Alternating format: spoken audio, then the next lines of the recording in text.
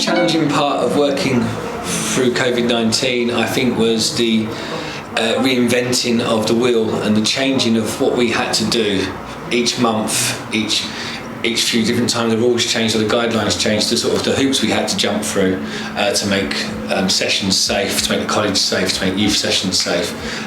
You sort of would change one thing and you'd do everything to make that right, and then 2 weeks later that was not good anymore, and you'd have to start again. The most challenging part was being able to engage the students through a computer screen, because obviously we were working at home a lot, and the usual day-to-day roles of sort of mentoring and key working and being there for students means that you have close personal relationships with them and they rely on you to be there physically. So it was challenging to have to do that through the phone. We actually took to playing Fortnite and things with the students as a means to just be there for them on a day-to-day basis. I think that the most concerning things I'm noticing in regard to what I do with the college is, I think a lot of our young people are struggling with the catching up of their academia, so catching up with getting on track with their work, and with the new students who've come in, we've seen a lot of, they're missing vital study skills, things that they probably would have picked up in the 2 years they've now missed. But in terms of communication and conversations I've had, I think a lot of people have struggled with being away from the social environments that they normally are in.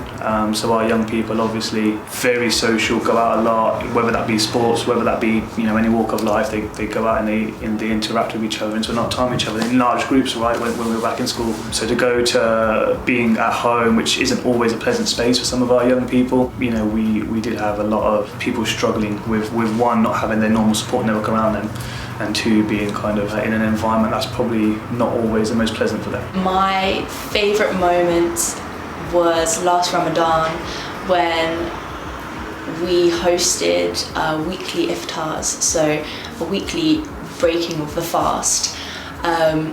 And the students we work with here are often unaccompanied minors, like asylum seekers, and we have a large Muslim community here.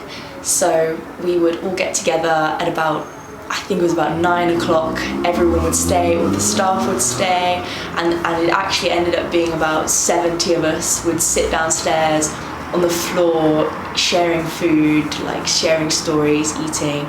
Even the non-religious students would come as well, so it was just a really lovely community environment. It was great to be back all together again. From a personal standpoint, the football team is something that I launched here, so it's something that I started.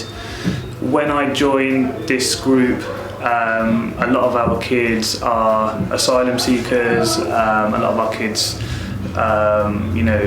live with social care, and haven't been a part of like a football team, played matches before, or the training and all that kind of stuff that comes with it. So probably the proudest moment for me was when I came here a year ago and we started the EMBS football team, and we played matches against other people. When they put their kits on, they were all matching, and when they won their first game, they came back into the college, they were chanting, they were singing. And what we saw was students who come from completely different walks of life.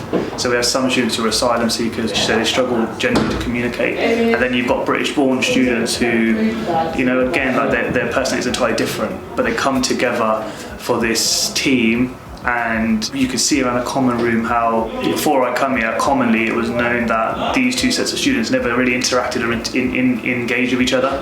And now they kind of play pool together, they play table tennis together, they go for lunch together. And we saw like this amazing integration of almost two different walks of life. And the football team was a massive influence in that. And that was a really amazing moment. I'm excited for the future of youth work and the future of the organisation. One, on a personal level, I enjoy doing it, but two, I think there's plenty of opportunities to help young people. Thirdly, I believe the product we have at EMBS is the right one. It's a really good one for young people needing that support and help going forward. We are a small college, but also it's got a youth work setting, and I think that's the ideal environment for a lot of young people going forward.